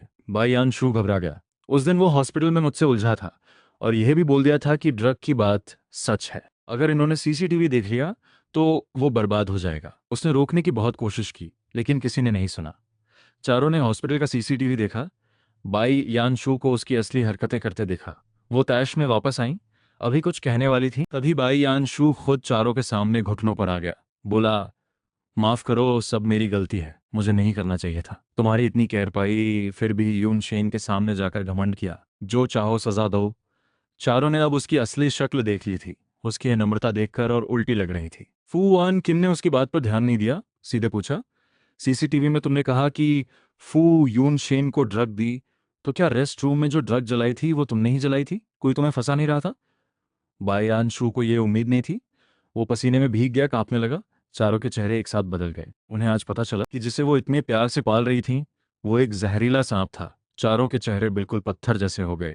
बाईयान शू डर के मारे सीधे जमीन पर गिर गया। लगभग गिड़गिड़ाते हुए बोला, मुझ पर झूठा इल्जाम है, मैंने कुछ नहीं किया। यून शेन ने मेरी इतनी मदद की, मैं उसे नुकसान कैसे पहुंचाऊंगा? रोने की कोशिश की, लेकिन किसी पर असर नहीं हुआ। जो हमेशा उस पर सबसे ज्यादा प्यार बरसाती थी, वो फू नानकिन भी इस बार बर्फ जैसी थी। बोली, बड़ी दीदी, ये अब कंपनी में नहीं रहना चाहिए, इसे निकाल दो। बाईयान शू घुटनों पर खिसकते हुए फू नानकिन के पास पहुंचा। उसका पैर पकड़ने की कोशिश की, लेकिन झटक दिया गया। वो माथा टेकता रहा, बड़ी दीदी, दूसरी दीदी, प्लीज मुझे मत निकालो। ये जॉब गई तो मुझे वापस गांव जाना पड़ेगा। चारों पर इन बातों का कोई असर नहीं हुआ। फू यूशन सीधे आई, उसकी ठुड्डी पकड़ ली और बोली, मैंने इतना प्रोटेक्ट किया तुम्हें, और तुम इतने बार यूनशिन को फंसाते रहे, हमें मैनिपुलेट करते रहे। इसमें तुम्हें कितनी खुशी मिलती थी? जाओ वापस अपने गांव, कल सुबह मैं खुद तुम्हें पहुंचा दूंगी। बाई यान शू सुनकर एकदम घबरा गया। चौथी दीदी, प्लीज नहीं, जो कहोगी करूंगा, बस वापस मत भेजो प्लीज। फू यूशन ने झटके से हाथ हटाया। चौथी दीदी मत बुलाओ, ऐसे मतलब इंसान को मैं भाई नहीं मानती। बायान शू गिड़गिड़ाता रहा, उसी की बातें रिपीट करता रहा। टाइम पास करने की कोशिश में। असल में वो एक मौके का इंतजार कर रहा था। फू वान किन सबसे पहले समझ गई। उसे अचानक अजीब सी गर्मी महसूस होने लगी। जाना चाहती थी लेकिन पैर जवाब दे रहे थे। उसकी आंखों में पहली बार एक कठोर क्रोध आया। वो बाई यान शू को घूरते हुए एक शब्द बोली, तुमने यहाँ ड्रग जलाई है। बाकी तीनों को भी अब एहसास हुआ, उनके बॉडी में भी गर्मी बढ़ रही थी। बाई आंशू के होठों पर एक मुस्कान आई। बोला, हाँ, अब मुझे समझ आ गया। अगर तुम चारों मेरे बच्चे की माँ बन जाओ तो मैं यहीं रह सकता हूँ। जब से चारों हॉस्पिटल गई थीं तभी से उसने ये प्लान बना लिया था। फू यू शिन को इतना गुस्सा आया कि वो चिल्लाई, तुम्हारी यह हिम्मत हमारे बच्चे की माँ बनना? तुम यून शेन के पैर की धूल भी नहीं हो। ये सुनकर भाई यान शू और जोर से हंसा। बोला, फू यून शेन वो क्या चीज़ है? बस एक अच्छे घर में पैदा हुई। अगर वो भी मेरी तरह गांव में होती तो शायद मेरे जितना भी नहीं कर पाती। मेरे पास उसकी जैसी फैमिली होती तो मैं आज कहीं और होता। फुयूली ने सीधे जवाब दिया, क्या तुम भूल गए कि तुम्हारी हाई स्कूल और कॉलेज की फीस किसने भरी? यून शेन के बिना तुम गांव से बाहर निकल भी नहीं पाते। इन चारों में से फू यूली के साथ बाई यान शू का थोड़ा असली लगाव था। अगर उसका बच्चा होता तो वो खुश होती। उसने पहले से ही एक दवाई ली हुई थी, इसलिए वो बाकी चारों से थोड़ा ज्यादा होश में था। बाई यान शू उसके पास सरकने लगा। फू यूली का पहला रिएक्शन था उसे दूर धकेलना, लेकिन ड्रग का असर था। उसका बॉडी उसकी बात नहीं मान रहा था। बाई यान शू की हरकत ने उसमें एक चाहत जगा दी और उसकी सारी समझ जलती रही। ये सिलसिला सुबह तक चला। उस रात के बाद बाई यान शू को उन चारों ने कैद कर लिया। उसने खुद ये चुना था, अब नतीजा भी भुगतना होगा। 3 महीने बीत गए, मेरी कोई खबर नहीं मिली उन्हें। लेकिन उन्हें पता चला कि दादा हॉस्पिटल से घर आ गए। उन्होंने दादा को कॉल किया, कहा सामने आकर माफ़ी मांगना है। जब दादा ने कॉल उठाया, मैं पास में ही था। मैंने बिना सोचे मना कर दिया।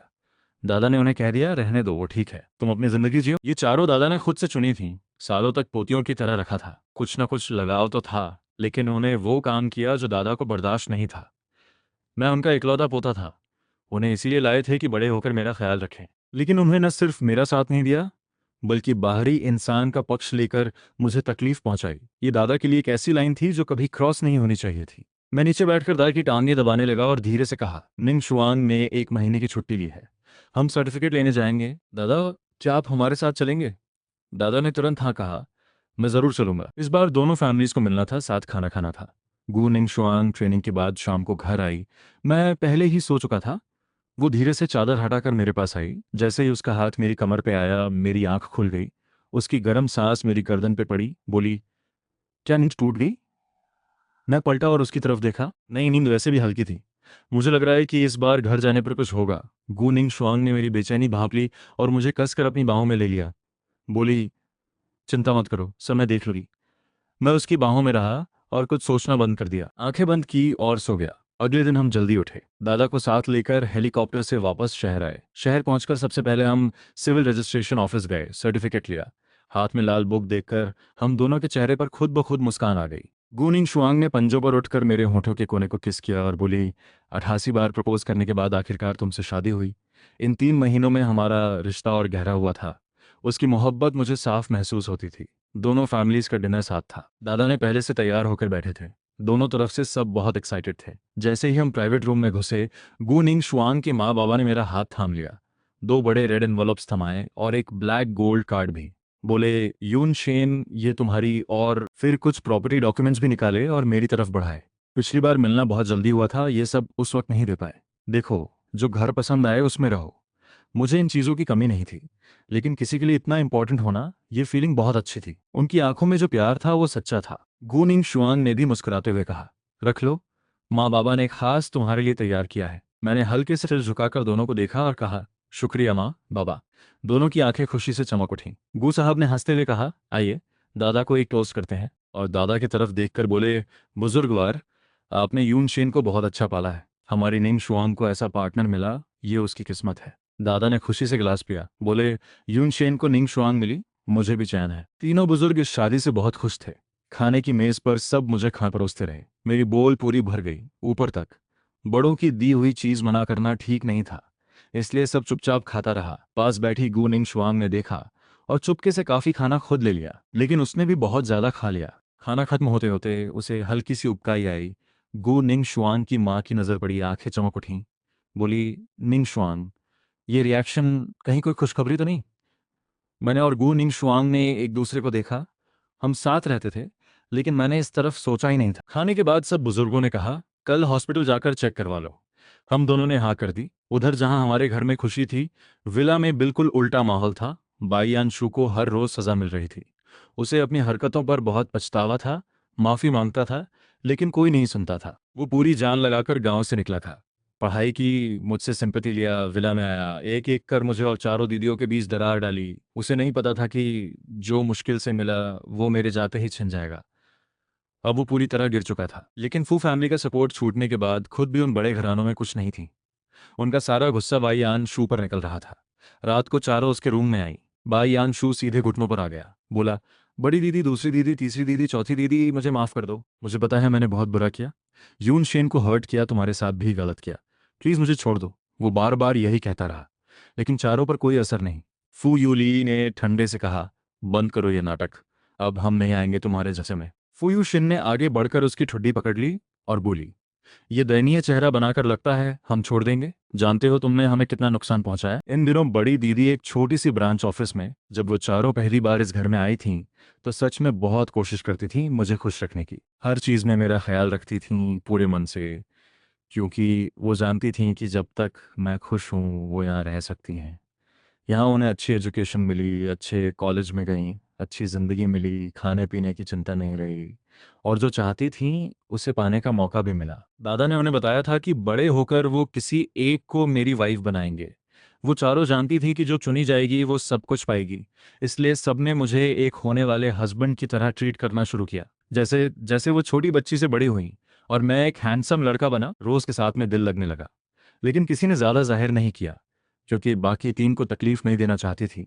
उन्होंने वादा किया था, चाहे मैं किसी को भी चुनूं, वो चारों हमेशा अच्छी बहनें रहेंगी। बाईयान शू जैसे मतलबी इंसान की इस फीलिंग की कोई समझ नहीं थी। सामने वाला अब उनकी बातें सुनकर पीछे हटने के बजाय और जोर से हंसने लगा, मुंह उठाया और बोला, बिना फू यून शेन के क्या तुम्हारा आज होता? तुम भी मेरी तरह अनाथ हो, कोई ना पास में, सब बराबर थे, कोई ऊंचा नहीं था। फू यूशन का हाथ उठा और एक जोरदार थप्पड़ पड़ा। वो चिल्लाई, मैं दिखाऊंगी तुम्हें नीचे कौन है। पहले होता तो बाईयान शू माफी मांगकर पीछे हट जाता, लेकिन आज वो नहीं हटा। सीधे फू यूशिन की आंखों में देखते हुए चिल्लाया, हाँ मैं नीचे हूँ, लेकिन तुम सब ने मेरे बच्चे को शायद अपने अंदर ले लिया है, तो तुम्हारा बच्चा भी वैसा ही होगा। यह सुनकर चारों एक पल के लिए चुप हो गई। फू यूशिन का गुस्सा थोड़ा ठंडा हो गया। रूम में सन्नाटा छा गया। चारों ने एक दूसरे को देखा। आखिरकार बड़ी दीदी बोली, कल हम सब हॉस्पिटल जाएंगी और तुम कोई हरकत मत करना। जब बाकी बच्चों को माँ बाप का प्यार मिल रहा था, तब ये चारों एक वक्त के खाने के लिए तरस रही थी। ऑर्फनेज में आने के बाद वो खूब मेहनत करती थीं, वार्डन को खुश रखती थीं, बस एक एक्स्ट्रा कैंडी के लिए। धीरे धीरे दोस्त बनाए, लेकिन एक एक कर सब अडॉप्ट होकर चले गए। वो अकेली ही रहीं। अंदर से बहुत खालीपन था। अगर सच में कोई बच्चा होता तो शायद वो उसे रख लेती। अगले दिन चारों ने सब काम छोड़ दिए और बाई यान शू को साथ लेकर हॉस्पिटल गईं। जहां भी गईं, चारों की नज़र उस पर थी। बाई यान शू को लगा था प्राइवेट चेकअप के टाइम उनसे छूट जाएगा, लेकिन दूसरी दीदी ने अपने डॉक्टर के रैंक का यूज़ करते हुए हर चेकअप में खुद साथ रही। भागने का कोई मौका नहीं मिला। बाई यान शू की आंखों में जो थोड़ी उम्मीद थी वो बुझ गई। क्या सच में पूरी जिंदगी ऐसे ही गुजरेगी? ये कैद, ये बेबसी गांव में उस बुड्ढे के पास बिकने से क्या अलग थी? उसकी आंखों में एक बार फिर निराशा भर गई। उसी वक्त गू फैमिली के घर में हम दोनों ने सुबह का नाश्ता करके हॉस्पिटल के लिए निकले। गू निंग शुआंग ने वीआईपी एंट्री लेना चाहा। मैंने रोका, बोला, कोई जल्दी नहीं है, गायनेकोलॉजी में जाकर नॉर्मल क्यू में लगते हैं। उसने हाँ कर दी। ठीक हस्बैंड। हमने नंबर लिया और क्यू में लग गए। लेकिन जो हुआ आगे, उसकी हमने उम्मीद भी नहीं की थी। ये सोचा भी नहीं था कि यहाँ चारों दीदियाँ और बाई आन शू मिलेंगे। बड़ी दीदी फू आन किन बेंच पर गंभीर चेहरे के साथ बैठी थी। बाकी तीन बाई यान शू के पास थीं। फू नान किन की नज़र सीधे दरवाजे पर थी। जैसे ही मैं अंदर आया, उसने चौंक कर आवाज़ लगाई, यून शैन। सबकी नज़रें मेरी तरफ आ गई। बड़ी दीदी फू वान किन भी उठ खड़ी हुई। चारों की आंखों में एक साथ कई इमोशंस थे, खुशी भी, उम्मीद भी और घबराहट भी। फू यू शिन सीधे मेरी तरफ आई। पहले वाला रवैया छोड़कर बेहद नरम आवाज में बोली, यून शेन 3 महीने कहाँ रहे? पता है कितना ढूंढा तुम्हें? दूसरी दीदी भी पास आई, धीरे से बोली, यून शेन, नाराजगी छोड़ो, हम सब तुम्हें मिस कर रहे थे। दूसरी दीदी के साथ घर चलोगे? तीसरी दीदी फू यूली आगे बढ़ी, मेरा हाथ पकड़ने वाली थी। गूनिंग शुआंग ने झट से उसका हाथ एक साइड कर दिया। इतना बड़ा नाम बनाने के बाद किसी ने उसके साथ ऐसा नहीं किया था। उसका चेहरा लाल हो गया। वो तेज आवाज में बोली, गू निंग शुआंग, तुम्हें क्या हक है बीच में आने का? हमारा और यून शेन का कितने सालों का रिश्ता है, तुम बाहरी इंसान उसकी बराबरी नहीं कर सकती? गू निंग शुआंग की ठंडी आंखें और ठंडी हो गई, बोली, पहली बात, मैं बाहरी नहीं हूँ, मैं यून शेन की लीगल वाइफ हूँ। दूसरी बात, तुम अभी भी बाई यान शू के साथ हो और यहाँ मुझसे सफाई मांग रही हो। ये कहते हुए गू निंग शुआंग ने अपनी उंगलियां पूछीं, जैसे फू यूली को छूने से उसे घिनाई हो। गू निंग शुआंग ने उन सबको एक ठंडी नजर दी और बेपरवाही से बोली, गायनेकोलॉजी में आए हो तो कोई प्रेग्नेंट है क्या? चारों का सारा जोश ठंडा पड़ गया। मैं शांत खड़ा था गू निंग शुआंग के पीछे। जब बाई यान शू पर नजर पड़ी तो मेरी भौहें सिकुड़ गईं। 3 महीनों में वो बिल्कुल सूख गया था। पूरे बॉडी पर बस एक फीलिंग थी, नाउमीदी। ये हालत मुझे बहुत जानी पहचानी लगी। पिछले जन्म में जब मुझे चारों ने कैद किया था, मेरी भी यही हालत थी। और यही लोग अब कह रहे हैं कि मुझसे प्यार है। क्या वापस बुलाकर अपना खिलौना बना है? ये सोचते ही उबकाई आई। और जब चारों का ध्यान मुझ पर था, बयानशु चुपके से हॉस्पिटल से खिसक गया। मैंने ठंडे लहजे में कहा, तुम यहाँ आई हो तो जाहिर है किसी को बाई यान शू का बच्चा है। बताओ, तुम चारों में से कौन उससे शादी करेगी? ये सुनते ही चारों के चेहरे बदल गए। फुयू ली ने बड़ी भावुकता से कहा, यून शेन, हमारे दिल में हमेशा से बस तुम हो। बाई यान शू से शादी कभी नहीं। और हम उसका चेकअप करवाने नहीं आई। लेकिन बात पूरी भी नहीं हुई कि नर्स की आवाज आई, बाई यान शू का रिपोर्ट आ गया है, अभी 8 हफ्ते का है। नर्स की आवाज एक थप्पड़ जैसी थी फुयू ली के लिए, लेकिन वो एक्ट्रेस है, झट से संभाल लिया। बोली, इन दिनों तुम्हें ढूंढने में इतने बिजी थे कि उस पर ध्यान नहीं दिया। ये कहते हुए उसने बाई अंशु की तरफ देखा, कुछ इशारा करना चाहती थी, लेकिन बाई अंशु वहां था ही नहीं। बाई अंशु कहाँ गया? चारों ने एक दूसरे को देखा, आंखों में गुस्सा था, लेकिन मेरे सामने कुछ कर नहीं सकती थी। जो अब तक चुप थी, वो बड़ी दीदी फू वान किन भी आगे आई। बोली, यून शेन, हम बस उसे अकेला देखकर थोड़ी मदद की थी। मैंने तुरंत कहा, बस करो, तुम्हें एक्सप्लेन करने की जरूरत नहीं।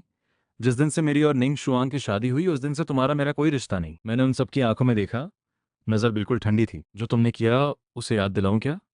चारों के चेहरे और बिगड़ गए। उन्हें पता था उन्होंने मुझे कितनी तकलीफ देने वाली बातें कही थीं। सबसे तेज जबान फू यूशिन की थी और वही सबसे पहले झुकी। बोली, यूनशिन, हमसे गलती हुई, लेकिन हम बाई आंशू के झांसे में आ गए थे। अब समझ आ गया, हम सच में पछता रहे हैं। एक मौका दो, सब ठीक कर लेंगे। फूनान किम बहुत नरम आवाज में बोली, यूनशेन, तुम्हें पता है ना कि मुझसे कितना प्यार करते हो। मेरे हाथ के लिए रोज न्यूजीलैंड से फ्रेश मिल्क मंगवाते थे। ये सब भूल गए? मेरे होठों पर ठंडी हंसी आई। मैं नहीं भूला, बल्कि मुझे सब याद है। पिछले जन्म में इन्हीं हाथों से मेरी जान गई थी, और वही हाथ अब मुझसे प्यार की बात कर रहे हैं। यह हंसने वाली बात है। जो हमेशा घमंडी रहती थी, वो बड़ी दीदी फू वान किन भी आज नजरें झुकाकर बोली, यूनशेन, बस माफ कर दो, जो कहोगे करेंगे। उनकी ये लगातार गिड़गिड़ाहट सुन सुनकर सुबह का सारा अच्छा मूड खराब हो गया। मुझे कुछ बोलना भी जरूरी नहीं लगा। गु निंग शुआंग ने मेरा हाथ थाम लिया और ठंडे से उन्हें देखते हुए बोली, यून शेन बहुत साफ कह चुके हैं, अब दोबारा मत आना, और जो करो सोच समझ कर करो। ये कहते हुए उसने एक आवाज लगाई। एक साथ कई बॉडीगार्ड्स आए और उन सबको बाहर कर दिया। आगे से इन्हें यून शेन के पास मत आने देना। मैंने भी हाँ में सिर हिला दिया। निंग शुआन की बात ही मेरी बात है। चारों को यकीन नहीं हो रहा था। वो जाते जाते चिल्लाएं, यून शेन, इतना निर्दयी मत बनो, एक मौका दो, वापस जाते हैं पहले जैसे। लेकिन मेरे चेहरे पर कोई हलचल नहीं। मैंने बिना हिचकिचाए कहा, नहीं, हम दोनों के बीच सब खत्म हो गया, अब कोई रिश्ता नहीं। वो रोते चिल्लाते रहे। यून शेन, इतने सालों का रिश्ता। गुनिंग शुआंग ने इशारा किया और बॉडीगार्ड्स उन्हें बाहर ले गए। लेकिन मुझे कोई पछतावा नहीं था, बल्कि राहत थी कि इन लोगों से छुटकारा मिला।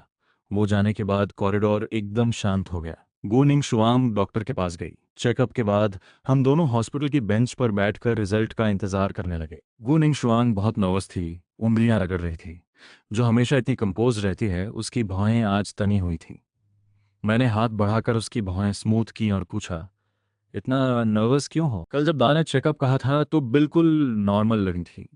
गु निंग शुआंग ने मेरी तरफ देखा, बोली, कल एक्टिंग कर रही थी। जब से सोचा कि हम दोनों का बच्चा हो सकता है, मन में खुशी और एक्साइटमेंट दोनों है, लेकिन डर भी था कि कहीं खाली हाथ न रहना पड़े, इसलिए छुपाया। मैंने उसकी गाल पर उंगली से हल्का टच किया, बोला, पागल हो, अगर इस बार नहीं हुआ तो आगे तो जिंदगी पड़ी है।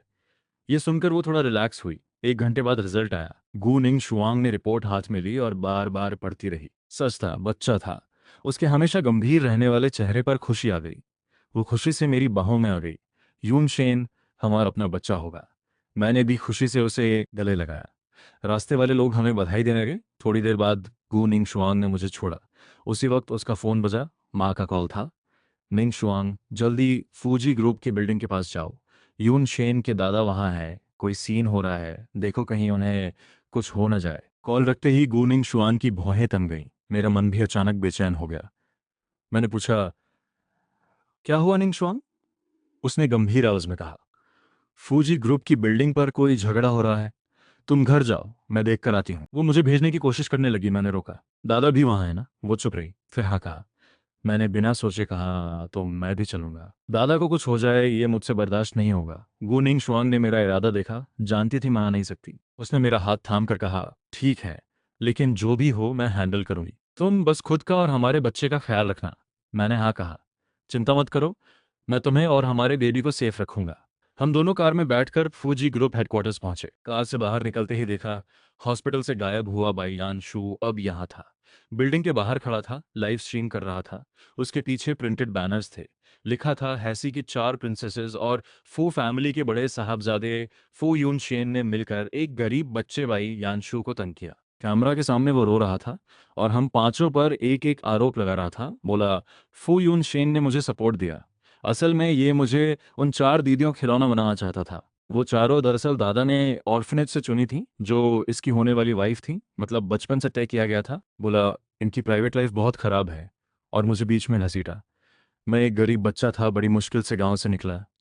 इन्होंने मुझे सपोर्ट का नाम लेकर विला में बुलाया और फिर उन चारों ने मुझे तड़पाया। ये कहते हुए उसने कैमरा को अपने बॉडी के निशान दिखाए और रोते हुए बोला, ये सब उन चारों की हरकतों की वजह से है। वो यून शेन को तो नहीं छू सकती थी, तो सारा गुस्सा मुझ पर निकाला। मैं ये सब ठंडी आंखों से देख रहा था। आसपास खड़े लोग और लाइव स्ट्रीम में लोग हमें गालियां देने लगे। बाई यानशू का उल्टा सीधा बोलना सुनकर मेरी मुट्ठी भिज गई। गुनिंग शुआंग ने मेरा हाथ दबाया। बोली, यून शेन सब मैं देख लेती हूँ। वो आगे बढ़ने वाली थी कि भाई यान शू ने पहले ही चिल्लाया, देखो वो रहा फू यून शेन, वही है असली गुनहगार। एक पल में सबकी नजरें हम पर आ गईं। कुछ लोग मेरी तरफ बढ़ने लगे। गुनिंग शुआंग ने एक को लात मारी और वो दूर जा गिरा। उसका चेहरा पहले से गुस्से में था, अब और काला हो गया। बोली, जो भी हिम्मत करेगा देख लेगा। दादा भी बिल्डिंग से बाहर आ गए, कुछ सिक्योरिटी के साथ।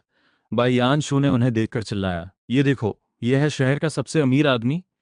ये भी कोई अच्छा इंसान नहीं है। इसी ने अपने पोते के लिए 4-4 होने वाली वाइफ अरेंज की। सोचो कितना लालची है ये। मैं और बर्दाश्त नहीं कर पाया, चिल्लाया, भाई अंशु बस करो, मुझे गाली दो ठीक है, लेकिन दादा मेरी लिमिट है। भाई अंशु ठठाकर हंसा। तभी दादा ने अचानक अपना दिल पकड़ लिया। मेरे मुंह से चीख निकल गई। वही डर जो मन में था वो सच होने लगा। पिछले जन्म में दादा को हार्ट अटैक से खोया था। मैंने बाई यान शू को छोड़ा और सीधे दादा को लेके हॉस्पिटल की तरफ भागा। जब तक दादा सेफ नहीं हो गए मेरी सांस नहीं थमी। अब मुझे यकीन हो गया, पिछले जन्म में भी दादा के हार्ट अटैक का किसी न किसी तरह बाई यान शू से ताल्लुक था। इस बार मैं उसे नहीं छोड़ूंगा। मैंने अपना वीबो अकाउंट लॉगिन किया और बाई यानशू को जो भी सपोर्ट दिया था उसके एक एक प्रूफ वहां पोस्ट कर दी। तभी बाई यानशू का मैसेज आया, फू यून शेन, इससे तुम साफ नहीं हो जाओगे।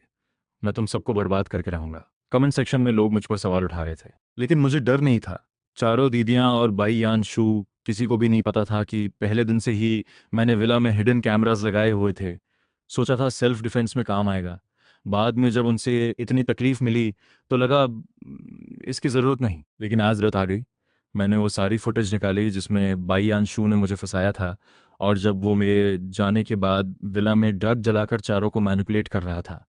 सब एक साथ एडिट करके पोस्ट कर दिया। इंटरनेट पर जैसे बम फटा, सब हैरान थे। कमेंट्स आने लगे, यह तो बिल्कुल फार्मर एंड स्नेक जैसा रियल लाइफ केस है। आखिर में बाई यान शू पर डेफिनेशन का केस हुआ और उसे सजा मिली। चारों दीदियों पर इलीगल इम्प्रिजनमेंट का केस चला, उन्हें भी सजा मिली। जो काम पिछली जिंदगी में नहीं हो पाया था इस बार हो गया। सबको उनकी करनी का फल मिला। इस जन्म में दादा लंबे और स्वस्थ रहे और गू निंग शुआंग मेरे साथ थी। मैं बहुत खुश था।